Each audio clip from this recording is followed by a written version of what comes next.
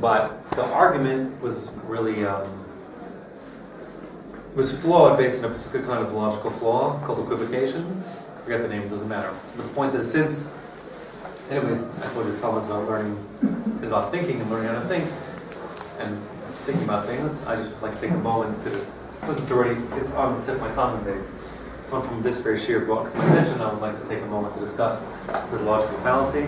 Not like Gemorah sheer per se, as far as I can think or know, it doesn't appear in Sham, the relevant story, but maybe it does, I don't know. In any case, this is Logic 101. And here's I want to present to you for just a second.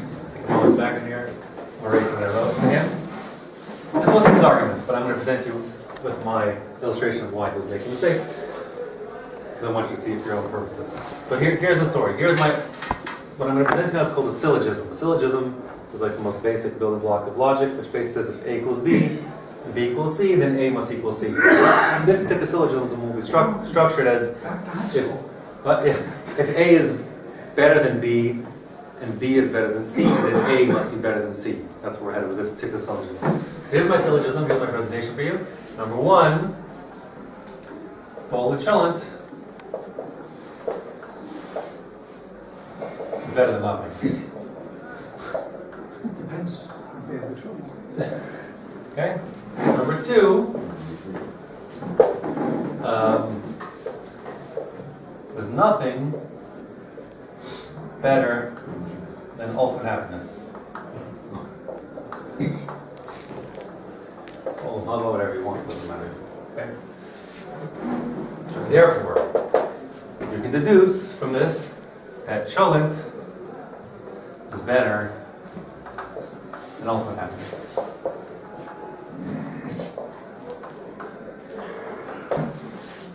This is the syllogism. Very straightforward. Proposition number one, Bola Cholent is better than nothing.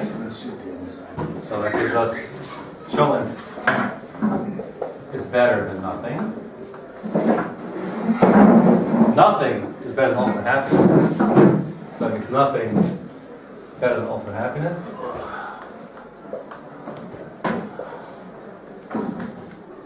And therefore, Cholent must be better than ultimate happiness. So where's the flaw in this piece of pristine logic? Isn't this what do you call it again? Depending on a person, it's not a definite, Okay, it is subjective, but I mean that's not the problem. The problem isn't that, right? I mean, let's assume that everyone here agrees having the Bola Cholent is better than nothing. Let's assume everyone assumes that nothing is better than ultimate happiness. Let's assume that's true. Even if you assume that's true, I don't think you'll assume that it's true. You can assume that it's true, and you'll agree that Cholent is better than happiness, ultimate happiness, or all of You didn't talk about anything in between. But where's the flaw? Where's the logical flaw here? Who says nothing's better than Okay, what would I put in here? You missed the point. The logical point. I mean, Nothing is better than Olam Haba. Is the flaw in the fact that we're using a phrase here when we say nothing, or should we ignore that? I don't know. Well, what do you mean by that? It's just, it's kind of it's a saying. What is the saying? Better than nothing. Nothing's better than. It's a saying. Okay, so I think So we're not talking about stop nothing. Okay, I think you're on the right track, but you're ahead of everyone else. Let's take a step back. Here I'm It's just an revising. opinion. It's just an opinion. No, so that is maybe true, but let's assume even if it were objectively true, that Cholent having Bola is better than nothing. Can we agree to that? Having Bola is better than nothing. Can we say it's objectively true because Cholent's worth $1 and nothing's worth nothing, so you could sell your Cholent for $1, so it's better. Okay, for argument's sake. And can we agree to agree for the sake of my argument here that there's nothing better than Olam Haba? I moved it to Olam Haba up this ante. Okay? Nothing better. The Chazal say a second of Olam Haba is better than all the pleasure of this world. What's up? Which way are you reading this second statement? Nothing. I'm saying nothing is better than Olam Haba, or nothing is better than Olam Haba. Nothing is better than Olam Haba. Wait. Is nothing better than Olam Haba, Right. or nothing is better than better. Olam Haba? Right. Yes. Right. That is exactly the point. That's where I was getting at. Oh, good. Yes, that's what you're getting at. Exactly right. But I want to like slowly. I want to be clear. Yes, that is the fallacy here. That is what's called equivocation. So, but first, okay, I want to iron out the spurious objections. Oh, it's just subjective, and it's like, let's assume that this, even if we can agree on these propositions, there's something still wrong with our logic. That's what I want to point out, that there's a flaw in the logical process here. So again, step 1, cholent is better than nothing. Step 2, nothing is better than olam haba. So step 3, it follows then that cholent should be better than olam haba. By simple syllogism. And yet, it's obviously not true. There's something gone wrong in this. Yeah, why are we able to assume that it flows like that? Like, Well, usually, is it math? If A is greater than B, B is greater than C, then A is greater than C? Right. This isn't math. This isn't. Well, we assume logic is like that, right? So that's how we're assuming that things are logical when we talk. In other words, if I would say that, I don't know what, if I'd say step 1, make the block, I see my face here for a second. If I'd say step 1, a dollar is better than a shekel. Okay, we're agreeing. And step 2, a euro is better than a dollar for the time being, if the brief time being. So therefore, it follows that a euro must be better. It's a euro, must be better than a shekel, which of course is true. Of course, it's true, right? So I'm setting up this. This is a false argument, but I'm setting up the argument to look the same way. That cholent is better than nothing. Nothing is better than olam haba, so therefore it must follow that cholent is better than olam haba. But the second statement is ambiguous, where the box is nothing ambiguous to be proven. You're So using words instead of... We're using words, but They're broad. these are words. Dollars. That's not broad, though. That's a specific amount. But they're not exact. What's not exact? The Or nothing. Means the word. Right. The word The nothing. meaning of the word nothing. I want you to get. I want you to see that. What's going on? What's spurious Nothing has no about this? value. Why this is a fallacious argument is because we're using. But I'm not sure if everyone's going to appreciate the answer. I'm not sure if everyone's appreciate the question yet. Everyone's focused on side things. This should work. This should work. In other words, if I say I'm older than my sister, and my sister is older than my baby, I must be older than my baby. So that's how it always works, right? Right? Always. So that's syllogism. But here, the reason why this syllogism sounds like it worked, but actually produces a false result, is because, as people are picking up, we're using the word nothing in two different meanings. It looks like the same word nothing, but it's not. The nothing of proposition B or proposition 2 is unrelated to the word nothing and proposition. They're two unrelated things. Just as you were pointing right away, it's a turn of phrase which makes it sound like I'm setting up A greater than B and B greater than C, but the truth is this and this are not the same B. Two different things altogether. Right? This is we're using the ambiguity of the phrase nothing to make it sound like saying the same thing twice. Really, they're unrelated words. So that you can use different contexts, different meanings. Therefore, you of course can't set up the syllogism. This is nothing to do with our Gemorah. But it is very pertinent to logic, which like indirectly. No, because someone presented their argument. I don't get what he said. He put him in some silly thing about like everything's made out of energy, which already is nonsense. But let's assume that's true. And all our thought comes from energy. Therefore, everything must be made of our thought. Like that kind of thinking, which is like. So I just pointed out to him the fact that using the word in that argument, the word energy is being used as two sounds of the same word, but two different ideas altogether. So to here, this is a technical term. This thing's called equivocation. It's like one of the on the checklist of bad arguments, equivocations up there. You would call it. It's called.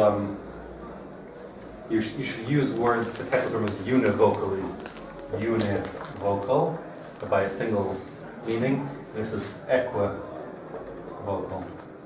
It's being used mixing up two meanings. In any case, this is nothing to do with our topic at all. But since someone brought it up to me moments ago, since it's logic, I thought I should point it out to you. If you had served Cholik while you were doing this, it would be very cool. Anyway, this was just to be Marva Simcha. We're just joking around a little bit, and this is a good joke.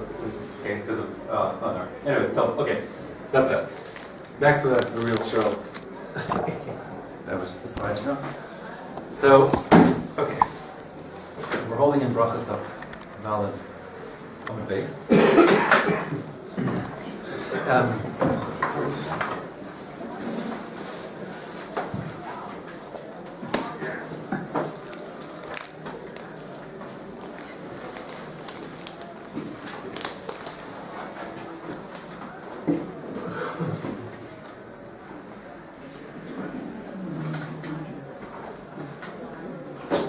So brachas daf dal and base. So yesterday we had to keep track of where we're up to because Not real. excuse me, we're in the middle of something involved here. So 2 days ago we brought a brisa, which said the rabbi said, don't go eat a little bit and drink a little bit and sleep a little bit before you say Kriya Shema. You will fall asleep. No, what you should do is you should go to shul, and then you should learn a little bit, and then you should say Kriya Shema, go home, eat your dinner, and bench. And on that was yesterday, 2 days ago's discussion. Yesterday's discussion then said, the Gemorah grabbed that and said, if you look carefully, Amar Mar, we said that you should say Kriya Shema, and then you should daven. So that, we said, would be support for this age-old machlokas lurking about that everyone knows about between Rabbi Yochanan and Rabbi Shimon Levi about whether or not you have to be so machgul of tefila in Mariv. Like you're like, what? How do you see it there? The answer was that the connection was the Brisa clearly says first says Kriya Shema and then comes Shemona Esrei. Now, according to Rabbi Yochanan, that's exactly how it is. Rabbi Yochanan wants to do so machgul of tefila because he wants Kriya Shema and the brachas around it to precede Shemona Esrei. Rabbi Shimon Levi said, nothing doing. There's no need in the world. His shita was, there's no need in the world to be so machgul tefillah, no reason to mention the bracha of Ga'al Yisrael, that bracha prior to saying Shemona Esrei in the nighttime, because, as we'll see in a moment, or we saw yesterday, I guess, the Geula of the nighttime was actually a non-event. It wasn't Geula at all. They didn't go out of Egypt until the next morning. So the fact they could have gone out at night, and Paro said, the pajama, as his kitty song goes, the pajama Sawala in the middle of the night, ran around in his pajamas. I don't know. Anyways, and based on a minute, of course, but no pajamas. Anyways, and saying, get out of here. So Rabbi Yochanan says that's gula. They're saying get out, so that's like a mini gula or partial gula, enough to say it's worthwhile mentioning gula at night also. And Rabbi Shimon Levi says no, we didn't leave till the morning. There's no gula at night, therefore no reason to mention it at all. I want to put that back on the board for a moment, just because we're going to build up on that. So what was the story? Bob, I challenge. Hello, Bob, I guess. Okay. So the story was that according to Rabbi Yochanan, the story was you had Kriya Shema, and then you had Shemona Esrei. I'm going to do different stories. First, you have Rabbi Yochanan. In the morning, you have Shema, which includes the brachos, and one of the brachos is the bracha Geula, and then you have Shachris. You have the Shemona Esrei of Shachris, and then later on day you'll have Mincha. You'll have Shemona Esrei of Mincha, and then at night again you'll have Kriya Shema. This is the B'Shat Bracha. And its brachos, which include the Geula, and then finally the Shemona Esrei of Mariv. Shouldn't Mariv be first because that's the start of the day? No. I mean, that's a good question, but no. Maybe if you remind, we'll come back to it. But anyways, it's like a side one. It's actually an interesting question, but if you remind, we'll come back to the end. Oh. Yeah. But just hear the main point of the story here is Shema and then Geula, which precedes the Shemona Esrei of Shachris, again Shema and Geula, which precedes the Shemona Esrei of Mariv. And Rabbi Shimon Levi, he says the beginning is all the same. You have Shema, you have Geula. Then he says you have Shemona Esrei of Shachris, Shemona Esrei of Mincha, then he says Shemona Esrei of Mariv, and then at the end, you again have Shema. No Geula. Okay? So, that was the machlokas we saw yesterday. And Rabbi Yochanan and Rabbi Levi, their logic, I told you, was on the reason why is because of whether or not the Geula was significant enough to require mentioning Gal Yisrael. But in terms of the orientation of the Shema relative to Mariv, the Shema Mariv, Shema Esrei, and the Shema Esrei Mariv, and Shema. So we said, the last thing we said yesterday is the base of their machlokus, of which comes first Shema or Shema Esrei, is you could say either it's based on a pasuk or it's based on logic. The logic svara is that Rabbi Yochanan says, listen, it's you should the same way Shema precedes Shema Esrei, Shema should precede Shema Esrei, and Rish Lakish said, sorry, myself is up here. I'm sorry.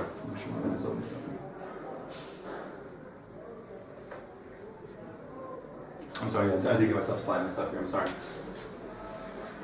So, either the svara is, I'm sorry, mix things up. The svara is that the Geula is significant at night versus not significant at night, or it's based on or it's based on a pasuk, which is there's a hekesh, there's a connection between Shchiva and Kima, going to bed and getting up, for Shemona Esrei, and that would apply then the same way, according to Rabbi Yochanan, the same way you say Shema first and then Daven in the morning, you should so too say Shema first in the evening and then Daven. And Rabbi Shimon Levi says, no, the same way the pasuk connects it to, the same way Shema is like kind of like the first thing when you get out of bed, it's close to your bed. So too Shema should be the last thing you do, so to speak, at the end of the night, close to your bed. And therefore, it bookends the day with 3 Shemona Esrei in the middle. That's what we got up to yesterday. And it's PS to by saying the halacha is like Rabbi Yochanan, meaning we do say Gal Yisrael in case you didn't notice, and Mariv. That I said doesn't have the real power of a chiyav the same way as Shacharis, and therefore Nafkamina was if you had to choose between a minyan and being somach gula tefila, you in the nighttime, if the last minyan, you should daven with the minyan and then say the brachas of Shema and brachas afterwards. Whereas in the morning time, even if it's the last minyan, you should not daven with them. If you walk in shul, they're thinking about Shema Esrei. You should say Shema and brachas first, and then say Shema Esrei on your own. That's what we left off yesterday. So an objection that everyone had, which what the Gemorah picks up right away here, is there's some little fishy going on here, because we made it sound like there being that after in the nighttime you say Shema. Still saying brachos, which I have to be getting. I'm sorry. Shema and the brachos, which is Gal Yisrael, and immediately from Gal Yisrael you're somech, you abat the geula to the tefillah, the Shemona Esrei. But everyone objected, hey, wait a second. Color here. Not true.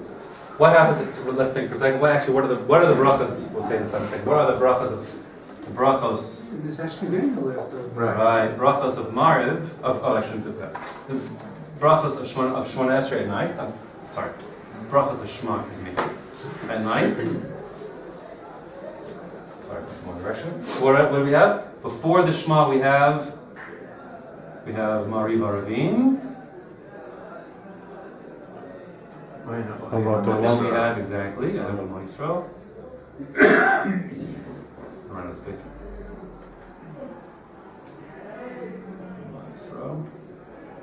Then we have Shema in the middle. And then afterwards we have Gal Yisrael, it's true. And then before Shemona Esrei, we have Hashkivenu. And then you still have Kaddish also. That's not going straight in. Okay, good. Well, every answer we listen for, indeed, the question. Hashkivenu. But the focal here point is that we say Hashkivenu, which means that don't try to tell me the whole point is to be somewhat gula tefillah. When we say Hashkivenu in the middle before we get to Shemona Esrei. That's the question mark here. Okay, so that's where we're up to in our discussion, and also the Gemorah picks up. So the Gemorah now, we look back inside. We're holding Abdallah. Valid on the base. Wrong line.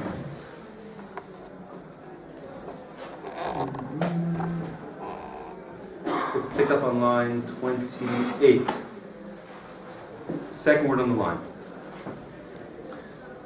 So we say, masiv, yes, a logical question or whatever, brought a question from a source here, but not from a equal source, like Rami. So masiv mar b'rei de Ravina. Ravina, Mar, the son of Ravina, asked the kasha. He said that in a Mishnah, it's actually Mishnah are very perik, it says, Ve'erev, mevarach shtaim lefaneo, shtaim lachareo. In the evening, when you say Kriya Shema, we're talking about Kriya Shema in the context of this Mishnah, we'll see it not too far from now, Bez Hashem. You make two brachas before saying Kriya Shema. We discussed what those were, Mari Varavim and Ohev Mo Yisrael, and then Ushtaim Lachareh, two afterwards, Gal Yisrael and what we'll call Hashkivenu, right? Shemer Mo Yisrael La'ad ends, but we'll call it Hashkivenu. Now, Ve'i Amrat, if you want to tell me, says Mar B'rei Ravina, that boil the smoke that you need to abut the mention of Geula to the mention of to the tefillah itself. Halo kasamach Geula tefillah. You're anyways not doing it because you're saying Hashkivenu in the middle. The ha boil the Hashkivenu? Question mark. Amrit plural. They answered back to him. Kivan the tiknu. This will be the answer to Kaddish also. Kivan the tiknu Rabbanan Hashkivenu. Since once the rabbis established saying Hashkivenu is another bracha, Geula arichta damya. It should be considered as an extension of Geula, of redemption. Meaning that you literally, technically it means they extended the Geula, bracha, if you will, to the second bracha Hashkivenu. Conceptually, what you'd have to say is it means is that somehow the mentioning of the national salvation and redemption of Egypt is somehow then mentioned on a more private level in Hashkivenu. The words of Hashkivenu, they read, protect us in your, whatever, in your, I can't translate that, the shadow of your, it doesn't matter, who cares that? Kikel Shemreinu, because you are God that protects us, Umatzlenu, you save us, Ata, Kiel Melech Hanum Barachum, you're a king that can be, that's, gracious and merciful. So, Ushmor Teseinu V'Voenu, you protect us in our going out and coming in, etc., etc. So, this Shemira that we're talking about Hashkivenu, on the personal level that Hashem protects us and looks out for us, is essentially an extension of the national Geula phenomenon that Hashem protected us and redeemed us as a nation back in Egypt. In the same way that's significant to know that Hashem is looking out for us and as our protector and our redeemer, so too on a national level, so too is he the person, so to speak, whatever it is, the thing that I can put my faith in as my personal protection and redemption. So we're looking at the Hashkivenu bracha as an extension, a conceptual extension of the Geula. So then that's the bracha after that is Kutzla Oretz. So it's a big cut. So that's why first of all, that's why. That is why the Gra says we're not saying that those extra, a whole world of things. Why is that not a hefsek? That's why he doesn't like it. Indeed, you'll have to, if you're going to say it, you'll have to come on to say that those things are somehow also an extension. Those psukim are extensions. Where does Kaddish come in? Why is your Kaddish by Marav and not by Shacharis?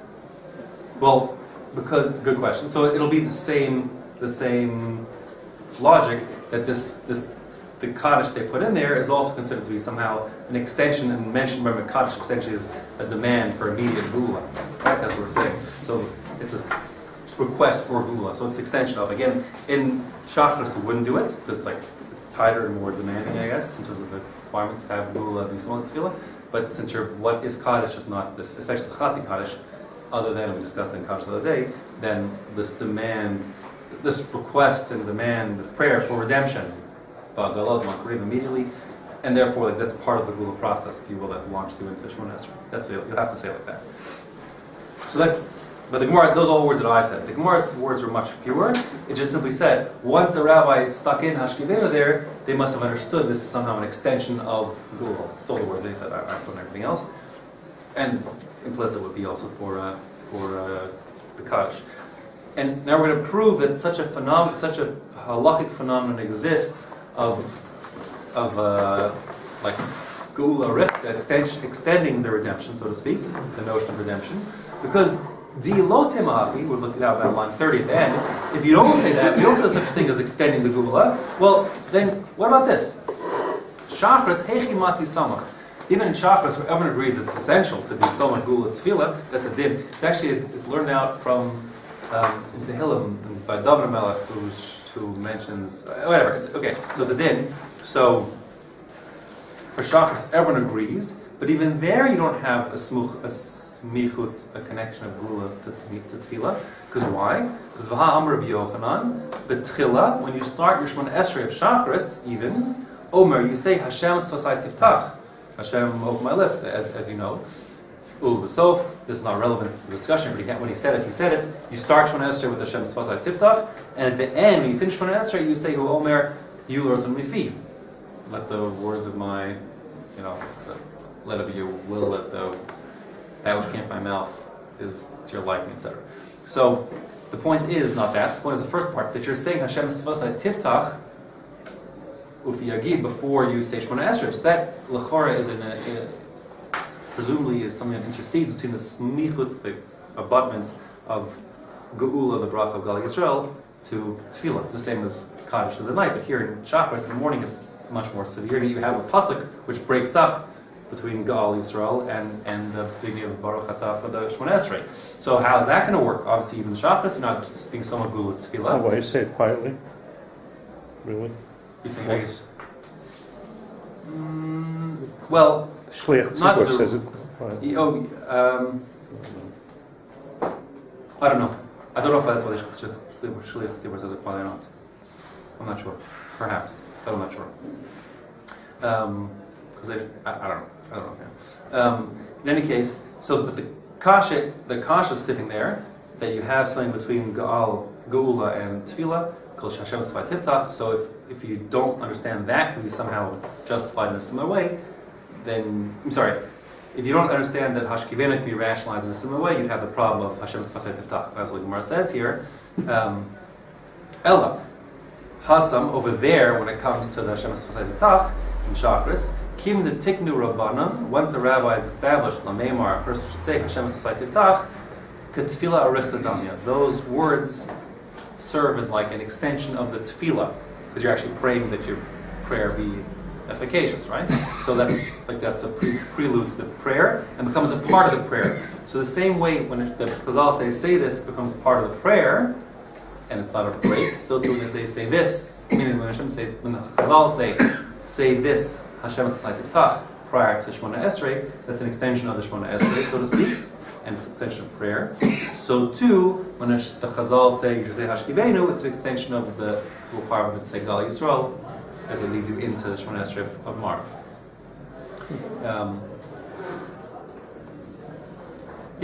So Hachanami, so too, Kiva the Tiknu Rabbanon Lameimar Hashkivenu. Once the rabbi says you should say Hashkivenu, K'Geula Richta Damya. Then it's like an extension of the Geula.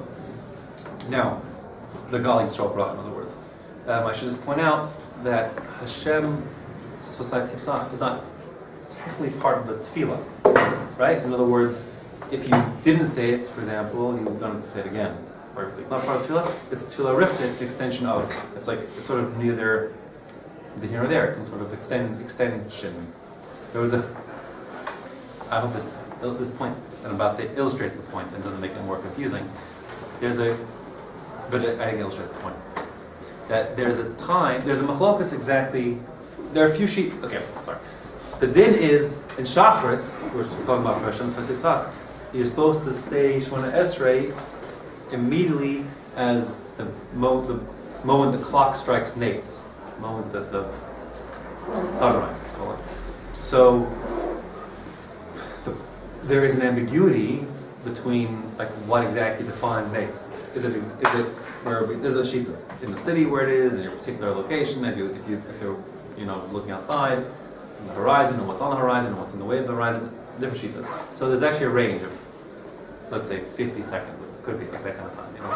It's a stretch of time, 20 seconds, 30 seconds, depending where or what. In any case, so Rav Padowitz, I asked him what should one do in terms of which shita. So which sheets did you go by? The Netanira, the different sheets of what Nate says. So sometimes it can be very, very long in minutes and it's not okay. But sometimes if you're talking about like Rav Moshe understands where you are in the building is relevant, like because you're higher in the building, you see it that much sooner. So there's like small variance. So with respect to the small, he wants Neitz and Nira when it's actually visible, but with this, as far as the small variance, with the Shirim and the possibility of all these things. So he said, what he does personally, or what he used to in Muncie, only back then when he had that window, he would say Hashem Saititach and extend that out for those, let's call it 50 seconds, for argument's sake.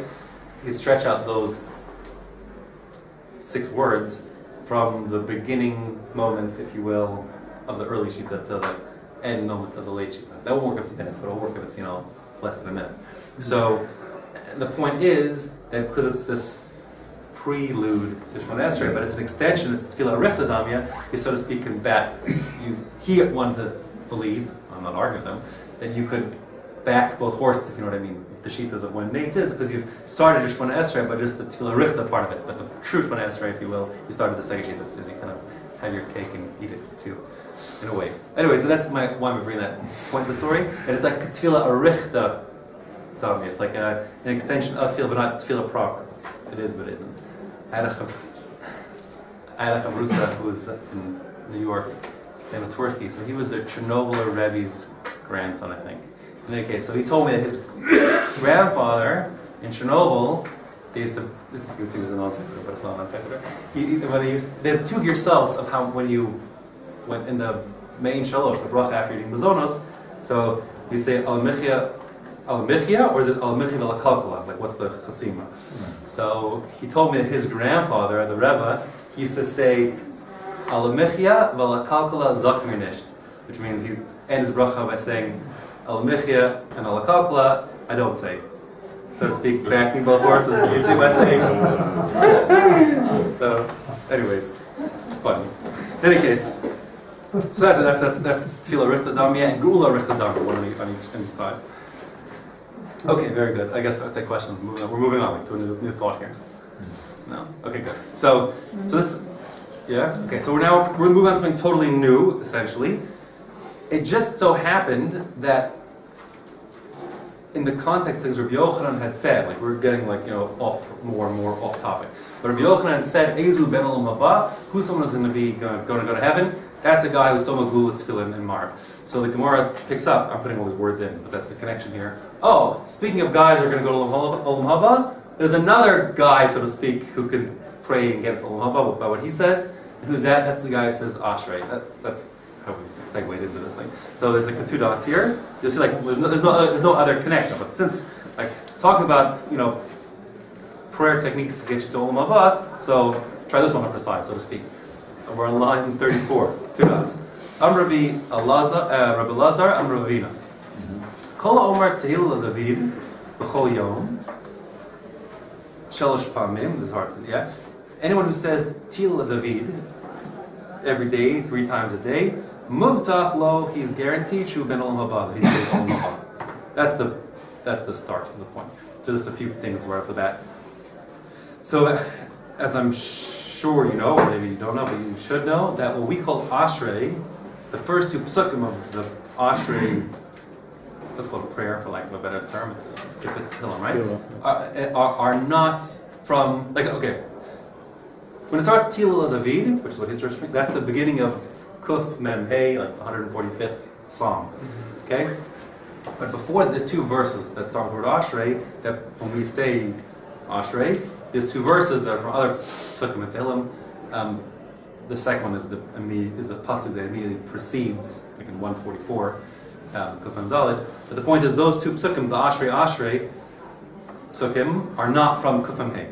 They're their own world. Kuf Mem Hey starts with the words Tehillah David. So when we say here Tehillah David, what we mean is what we call Ashrei in our common parlance, but it's referring to the Kuf Mem Hey parak of Tehillim. So Kol Omer Tehillah David, whoever says that parak of Tehillim, and we're sort of lost focus now on the first 2 psukim, B'chol Yom, every day, Shalosh Pamim, 3 times a day, Muftach Shehu ben olam haba, he's guaranteed to get to olam haba. Okay, now these words Shalosh Pamim 3 times is almost for sure wrong to yourselves. And the Torah of V'chulei don't have it. The Rishonim, many Rishonim don't have it. It seems that it was the Gaonim, well, it precedes the Rishonim, but long after the Gemorah, like let's call it the year 1000 or 900 or something, 800, who knows when, I don't know when. The Gaonim mentioned saying it 3 times a day to parallel the 3 prayer services, and like if you say, then you'll for sure at least get it once a day. Says. Sorry? Rashi says that. Right. So that's where he's getting it from. But it's not. It's like 2 steps. Step 1 was this memra that we have from Rabbi Lazar Ravina, who's No, it's because it's Olam Haba, I think. That's why they're bringing it down. that's what we're bringing it down. We're Not, bringing it down. not because it's Rabbi. No. The structural connection, like what's it doing here, is because you said, oh, Rabbi Yochanan said Ben Olam Haba is a guy who some of Gula Tefila, so now we have this Rabbi Elazar Ravina says that Ben Olam Haba, a guy who says Ashrei 3 times a day, is guaranteed to get the Olam Haba. That's the only connection. Very tenuous. That's what it's doing here. And in terms of what we're past that. Now, what's it actually saying? So I'm going to tell you that the way we have it in front of us says you say it 3 times a day, but that seems to be like a Gaonic innovation, and like the original text and how many Rishonim had it, it's just saying it every day.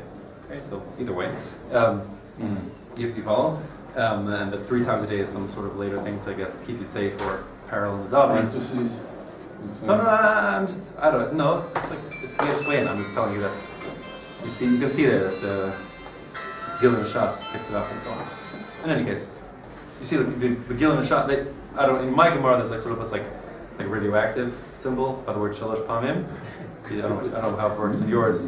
Anyways, but look, you see, for example, the Gil and Shot. That's Ruki Be'eger. He says B'chol Yom Gimel Pamim. He picks up on that. He says V'harosh. That's in the Rosh's version of the story. Lessa, it's not there, and so on. Gimel Pamim. Betur, these other Rishonim don't have this girsa. That's why I'm just bringing it to your attention. I didn't make it up. I'm just seeing what the Gil and Shah says, and I'm speaking out to you. So I don't know. Leave it in because it's made its way in. I'm just telling you, as a matter of fact, that it's probably not the original version of the story. Now, so that's the Gimel Pamim. Now, in terms of the Haftacha that he's going to get to Olam Haba, so all the Meforshim, every one of them are like, to one degree or another, sort of panicked or freaked out or like rolling their eyes, because like there's no such end of our kazah. There's no such like if you have like a comprehensive view of how like Torah and Hashem works, there's no gimmickry. I don't know. I know like that segulas have become like all the rage in some time in Jewish history, and it's sort of perpetuated itself. But that's not like if you have a normative hashkafa, like everything is din and emes and justice, and like you make your own olam haba, and what you sow is what you harvest, and there's no magic. There's no magic. So this sounds like it's magic. Oh, the magic trick. When you do olam haba, say Ashrei times a day. Like it's just like inconsistent with like everything else. Inconsistent with everything else. So therefore, they don't like it, obviously, and then they have different. So the most common approach that I saw, just in terms of numeric common approach, was they mean, well, this if you study the Ashrei prayer, let's call it, again it's a Perikatelim, if you study it, it's like a whole hashkafa, it's a whole hashkafa course, and it emphasizes that Hashem supports everybody, and like it talks. So it's if you just say that comes in, let that sink into your bones. How could you not do everything else right enough to get your olam haba? That's the mainstream approach. That doesn't mean literally magic. You say 3 times and you get in. But rather that, like, how if you just say it and you mean it, how could it not change your life and get you in? That's how most learn. The Beis Yosef, who's like, Beis Yosef is the Shulchan Aruch. He's the same guy. He wrote Beis Yosef as his commentary on the Torah prior to writing the Shulchan Aruch. So he's like a big heavy-duty gun. So Beis Yosef says something like a little more on the Segula side of things.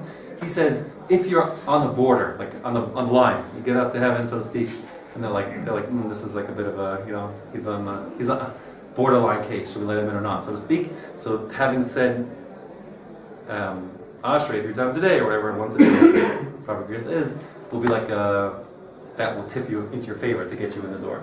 That's something. That's something like this. But Can I still make this suggestion? yeah.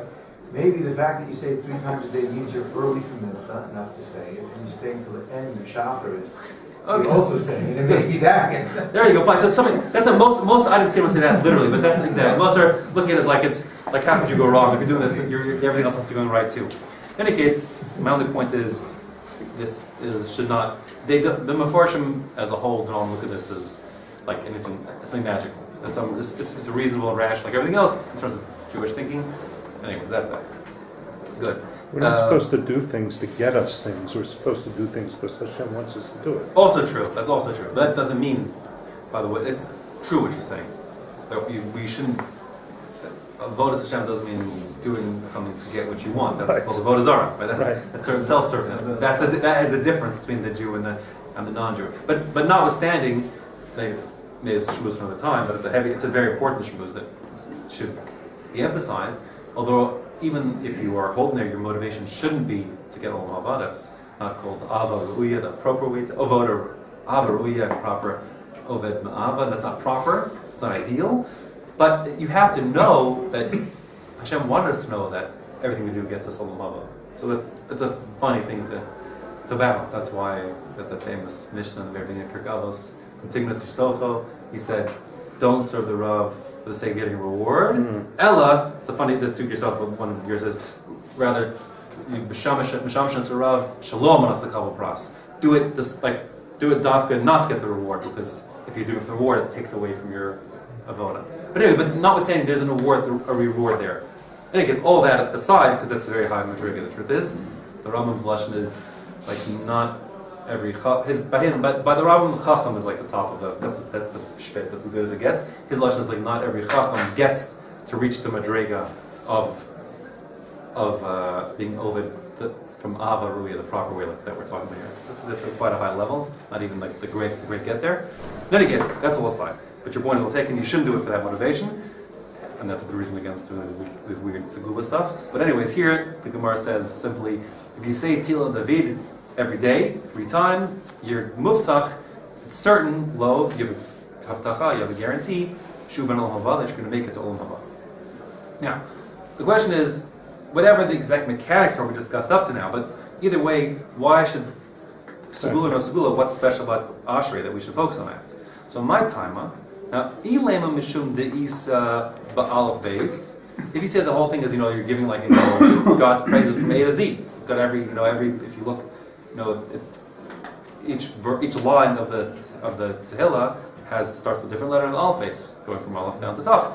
So if that's the reason why, so nema ashrei t'mimei derech, kufya test that we say in the funerals and stuff, you got 8. You got 8 for each one. The isa b'tamanya, the word tamanya again is that the shin turns to a taf there. If you take that there, and the yod aleph then it's like a plural. It's like shmonim. Tamanya 8 times. 8 times. It's an adjectival. But anyways, you have the tamanya. You have it 8 times, like shmona times for each letter. So if the point is, if what makes Ashrei special is it's got all the praise of Hashem from aleph to taf. Well, I got one up on you. You can say kuf yates, and then you could say all the praise from aleph to taf 8 times in one tale. That'd be a better one to say. As b'tamya apin 8 times each verse. Ella, no. Rather, it must be. That's not what's special. It must be mishum de'isvei poseach es yadecha. There's a special verse in Ashrei, and it actually carries special halachic weight. When you say the pei pasuk, if you will, you say poseach es yadecha u'masbil chol chayratzon. Hashem, you open your hands and you satisfy the needs of every living thing. So that's the mention of Hashem taking care of everything in the universe, which is somehow considered to be good. That's the Nora. That's the most amazing thing about Hashem that we think of, is that He manages to find parnasa and take care of every being. So if the point is that we're saying Hashem, we're recognizing support. Oh, sorry. So that I should point out to you, by the way, has special halachic significance. If you'll note, when your sitter, here's a little article sitter here. So look, it has it. It's here. I'm looking at the Ashrei. So when it gets that verse, it has written next to that word. It says, "Concentrate intently while reciting the verse poseach." That is based on this Gemorah here. That you're seeing this something very heavy duty about recognizing that Emunah, Hashem, this parnasa comes from Hashem. He supports everything in the whole wide world. But the Gemorah's kasha as well. If you say the reason why, step 1, we said maybe it's because of aleph to taf. And we said, we got kufya test does that even better. So maybe you'll say, oh, it's because that's Poseach Tzedekah. Nah, we have another one for that also. Because Nema Halal HaGadol, you should say the capital that's known as Halal HaGadol, the great Halal. That's not the Halal we said this morning or any part thereof it, which is called Halal Mitzri, that's Halal. This is one of the capital Tehillim that have, it's Kuf Lamed Vav 136, that had, sorry? It says no lechem l'chol basar. Hashem gives food to all flesh. Yeah. So it's in the same. Yeah, but I'm saying the focus is on that Hashem supports everything, providing the food. So it's the same idea. That idea of no lechem l'chol basar, indeed, because His kindness is eternal, whatever, infinite. But the point is that since He provides for everybody, that's the same notion as Poseach Tzedekah. So if the whole point that makes Asher so good is that you mentioned that Hashem supports everything, well, I got Halal Gadol, and I guess that's even maybe better because they don't call it Halal Gadol for nothing, right? It's the great praise of Hashem that He gives food to all flesh, everything. So what makes Asher so special? Ella. So the Gemara answers, no. Mishum de'isbei tarti. What's great about Halal, Ashrei, is that it has both. It has the praise from Aleph to Tav, and it has the mention of Hashem taking care of everything. And because there's both those milas, both those advantages, so to speak, that's why if you do that one, you say that one 3 times a day, you're for sure going to be a ben olam haba. Good. Yeah. Good? That far? Good. Okay. So now, that said, Rabbi Yochanan said, B'pnei malo ne'amar nun ba'ashrei. So first of all, notice, by the way, he lapsed from calling it Tilo David before to Ashrei now. So that's interesting. I was wondering why they called it. How did they know Tilo David was Ashrei? Oh, so they already had like us. I assume that they had it set up that Ashrei is first. I saw in the Sisei here, Sisei Chachamim, definitely my favorite go-to book. It's great. Also, it's a great stuff in here on Brachos. I don't know who it was. I think he wrote on Brachos and Megillah, I think that's it. I think he's a modern-ish person, I don't know who or what he is, I don't know. But it was a great book. So I saw he brought down that once we're focusing on, like, if you actually are very medakdek, the first pasuk of Kuf Mem Hey, of 145, doesn't start with an aleph, does it? It starts with the words Tilo David. That's a saf. So like you'll say, oh, it's no good. So therefore he called it Ashrei to sort of, and I guess he suggests that they put the Ashrei in there so it should start with an aleph and go back to having all the letters in sequence. If you follow what I'm saying? Mm-hmm. And he goes on to say that Ashrei was instituted as the first pasuk here from whoever knows when, how long ago, because the first Ashrei says Ashrei Yoshvei V'Secha, which means like it's good to sit in Hashem's house. That was done as a prelude to warn you about davening mincha, which starts to like before you daven, take a moment to sit and collect your thoughts, and then once you're doing it for mincha, they extend it to everything. And then the next Ashrei Ha'am Shekachalo, that's the last line of the previous of 144, the previous capital of the previous paragraph. Anyways, so that's why he lapsed, says he, into calling it Ashrei, because we're focusing on the aleph basitude of it. So if it's this across, it's not called an across. What's it called? If you have olive base, not the acrostic. Whatever it's called, this olive basedness. Background. Whatever. I don't know if it has a word. Whatever it is, it's generic acrostic. Good. So it has this acrostic phenomenon having the whole olive base from olive to tough. Usually acrostic is what spells out like the guy's name or something. But in any case, this is an acrostic that has all the letters, an olive base. So that's what it said. Ashrei. But the point is, if you look carefully, there's no nun verse here. So if the whole thing is about having all the letters, what happens to the nun? That's the question. So again, I'll read it to you in one thought here. So it says, Amar Rabbi Yochanan, Mipnei ma lo ne'emar nun ba'ashrei. What happened to the nun verse? So the Gemorah answers, no, that nun verse, that reminds us of something terrible, so we leave it out. Mipnei sheyesh ba mapaltan shal sonei Yisrael. Because nun, there's a nun verse that makes us think about the fall of the Jewish people. Now, Sonei Yisrael, which means the enemies of the Jewish people, always means the Jewish people. Just that the Gemara didn't want to say a not nice thing, so it refers to the Jews as the enemy of the Jews. We talk about their downfall. Which But the we point often is, sorry? Which we often are. But unfortunately, which you are often, indeed. But but here it's just pure euphemism. So, since there's a nun pasuk in Amos, which we'll say in a moment, which reminds us of the downfall of the Jewish people, and it's a terrible downfall because the chsiv, the pasuk says, "Nafla," like you have fallen, lo tosif kum, and you will you're never going to get up again. Basulas Yisrael, made in whatever Israel. So the point is, Amos, the Navi Amos says you're fallen and you're never going to get up. So that's such a sad, heavy-duty thing that we don't want to mention it because there's no other pasuk like that suggests that there's this, one-way ticket down the Jews have stumbled on, and therefore we don't mention it. That's what he says. It'll make you think of that. And now, but Marava, in the West, they couldn't even swallow that's in their Eretz Yisrael. They couldn't even swallow this pasuk, so they said mitartzi. They touch up. They reread the verse. Loha lahachi la it the verse hachi in this way. They put a comma inside or commas inside. So it reads nafla. Okay, so you fell, but don't worry. Lo tosif lipol od. You're not going to fall again. Kum, get up, Basulas Yisrael. Time to arise. So they read the pasuk with different punctuation to make it mean you fell, but now it's time to get up, as opposed to you fell and now you're never going to get up. In any case, that is a side point of how to read it. Either way, since the main thought of the Gemorah was when you think nun pasuk, you're going to immediately think that terrible nun pasuk, and almost to make you feel bad. We don't feel terrible. There's no way out of this. Therefore, we just skipped it. But Amrav Nachman Bar Yitzchak, afilu hachi, even though we're going to skip it, I know this is Joel Paddowitz' words, but what I'm about to say now. But you know what happens? As soon as I say, whatever you do, don't think of pink elephants, so I don't even think about pink elephants. So now, all of a sudden we're saying, don't think about the Tefila pasuk, so I know that's what you're thinking of.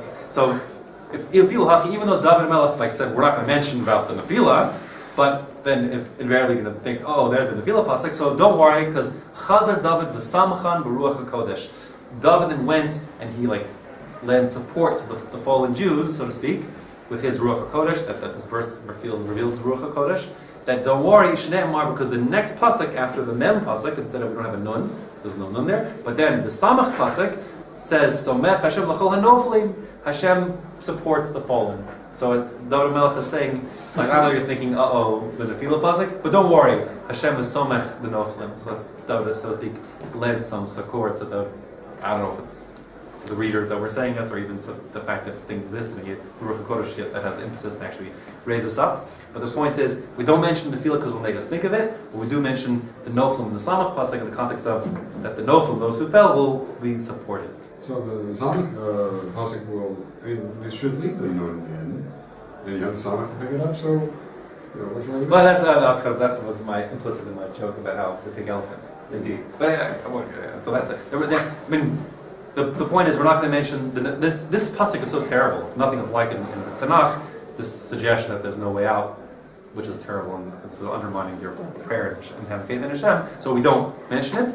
But the next pasuk, when we reference the Tefillah, we mention the context of getting out of the Tefillah being so. I can't imagine how David Melech wouldn't have been able to find another pasuk with the nun. Oh no! Okay, so there are 1,000 I'm psukim sure. with the nun in Yeah. Tanakh, and I'm sure plenty of them are happy psukim, right? But it must be.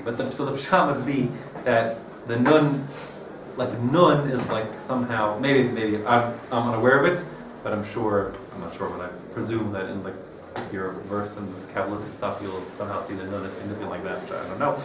Which represents the fifth That level. nun must that somehow David felt. I'm speculating, but somehow clear from the Gemorah. If you be saying this Kapitel Tehillim and you're thinking you're praising Hashem from Aleph to Tav, and you get to nun, what nun will remind you of is the Tefillah. I don't exactly know why, but because of course David Melech had a nun that was a nice. Remember, he's not quoting psukim; he's making his own psukim, so he can make a great, pasuk. But the point is, when you think of Hashem from Aleph to Tav, and you get to the nun, you can think of the Tefillah. We fell and this won't get up, perhaps. Whatever. I don't know. Yeah. So therefore, David Melech didn't mention nun. It's straight, but that's what it's saying, and therefore we skip it. But David Melech then put a reference to the nun in the next pasuk, how the opposite reference, not down, but being supported coming up again. more than that, I can't say. Maybe much more there, but I don't know. So, okay, so I'm not going to go on 1 minute to go into the story here. We're going to go on now to other things. But I'll give you my simon for Dalet here. For Dam, I have to say the simon. So this is the simon for Dalet. Okay, so if you are not versed in our simanim technique, I know what you would think. You would think Dalet, David HaMelech. That's probably everyone thinks, right? That's how you remember. And Gimel's also easy with 3, I would think Delit. So bad, yeah. No, I'm saying if you would think in general, Dalet is the David HaMelech page. That is true, but that's not our system. Our system, Dalet, is Delit. So you have to get a door. Okay? This is meant to work with all the letters, not every letter, not every page work like that. So my simile that I'm suggesting to you is, it's a little abstract, but it's funny, but that's how they all are. Okay, so you got a door, that mega massive gigantic door. Okay? And it's like a line on the side, and it's spanning. Excuse me. Thank you. Okay, it's spanning from the neighborhood of Gula in Yerushalayim. Everyone knows that neighborhood? I hope you're in Yerushalayim enough. To the coats where people are praying, like spanning across like that. And standing on top of it is David HaMelech with like these like fake payas and like a fake strimel, dressed up as a chassid. He's dancing on there. He's dancing on the David HaMelech is dancing on this massive door, faking out, dressed up as a chassid. Why is that? It's ridiculous and good. It should be ridiculous. So it's memorable. So because the two themes I'm picking up on here is I'm going to focus on David saying, "Aren't I a chassid?" Right, that was the main theme. He was saying, "Aren't I a chassid?" We had all that discussion, and then the base is I'm focusing on the somach Gula tefila. So you're being somech, the Dalet is being supported, bridging from the neighborhood of Gula to the tefila, the goats that will daven in there. It's strange and abstract, but that's how these things work. So that's the door spanning from Gula, neighborhood of Gula, to the Gota, with David HaMelech, that's fake payas dancing on top. Very good.